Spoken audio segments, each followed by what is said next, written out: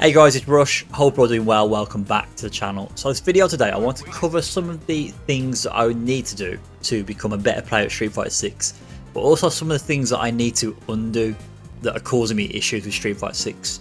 The biggest issue for me right now with this game is the controller problem. I don't have the controller that I want for this game. I don't feel comfortable with the options that I currently have.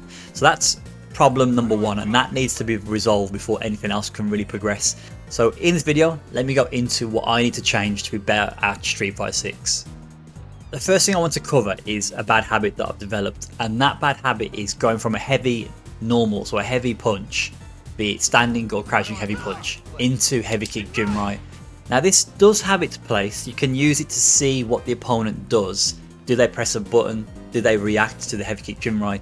Do they just block the pressure because they're not sure whether you're doing a heavy kick Jinrai or if you're doing a medium Jinrai? They don't know the situation. But the thing is rather than hit confirming into the heavy Jinrai, in situations where I get the hit, I'm not confirming it, and that's a big problem.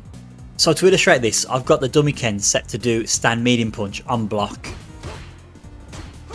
Then I'm going to autopilot the stand heavy punch into heavy kick Jinrai, and you can see Ken's 5-frame stand medium punch is beating that exchange. Even from crouching heavy punch, it still beats that scenario. So there is a significant gap between the two moves. I'm not saying don't use it, you can use it to test what the opponent does, but you don't want to autopilot it. So in this situation, I'm going to set up a plus frame situation using drive rush into a shimmy. I'll walk back to make the throw whiff, allowing me to get a punish counter on the recovery of the throw. That's what a shimmy is. If I do this and I autopilot my pressure, yes, I get a conversion and lots of damage, but I'm forced to spend meter to get a conversion.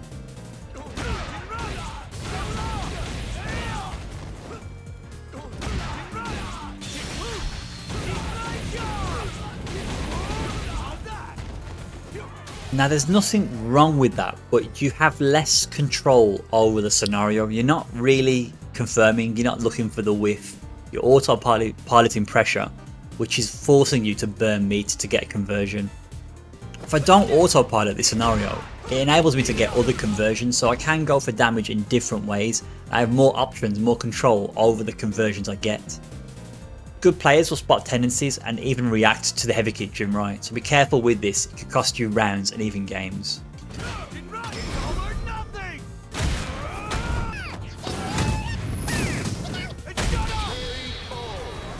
So that was me undoing something, a habit of mine, but this is adding something to my gameplay now, and that is getting more comfortable with Ken's run DP. So not only understanding the conversions and remembering them in the heat of the moment, it's also the execution on doing crouching medium kick, specifically regular hit into run DP. This is a very tight link. You've got to do the DP straight away from the run. There cannot be any delay when you do the DP. If there's any delay, it does not combo. You can see there I only got 5 hits of the entire combo. That should have been 6 from the crouching medium kick, but only the 5 hits of the run DP hit there, and that's because I wasn't instantaneous on the DP. It's not a tricky input, but it does require practice, and I'm not comfortable with that yet, so I need to spend the time practicing that. But something else that I do is I misspace my conversions. So let me use stand medium kick again, the punish counter version. I'm going to try and go for crouching medium kick at max range. You can see that doesn't connect.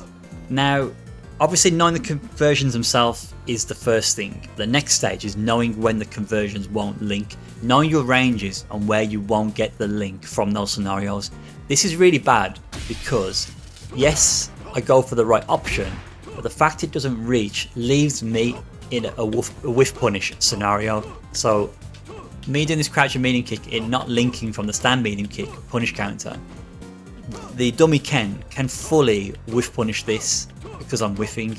In this game, whiffing anything is a crazy risk. Like whiffing a jab can cause a punish counter scenario into death if you're not careful. So whiffing a crouching medium kick at that range, because my conversion was not at the optimal range to link together, puts me at risk. So not only knowing your conversions, tapping into run DP, but also knowing where the links will not work. Super important to learn that as well.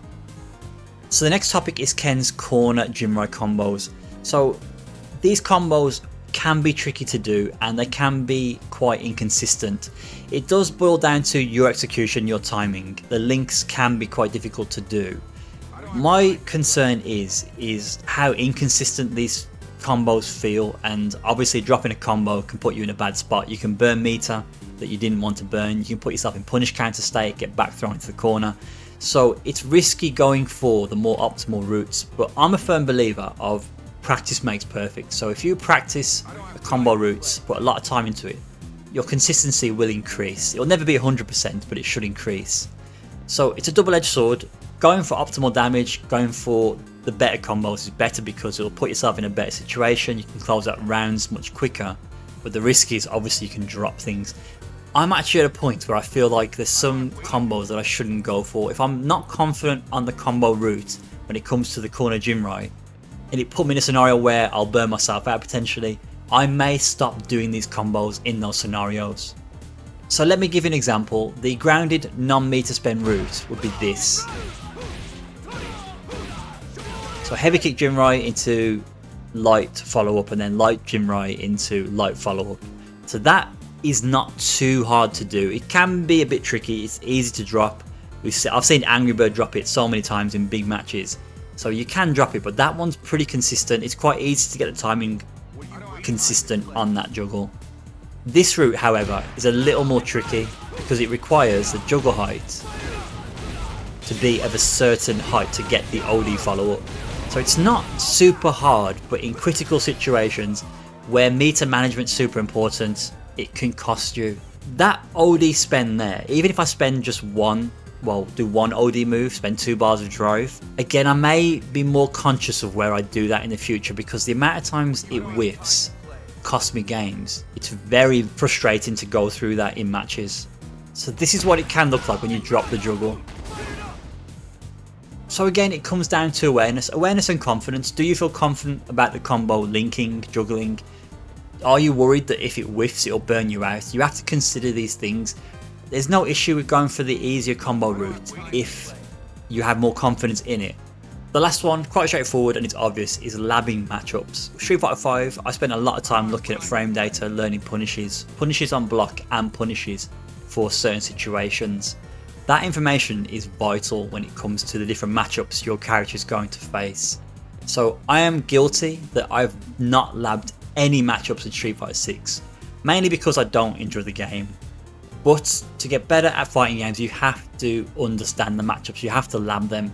So going into training mode, looking at replays, you even have the ability to do replay takeover now in Street Fighter 6. So if you lose in a certain situation, you can go back to that scenario and lab up what changes you need to make to win in that scenario that cost you.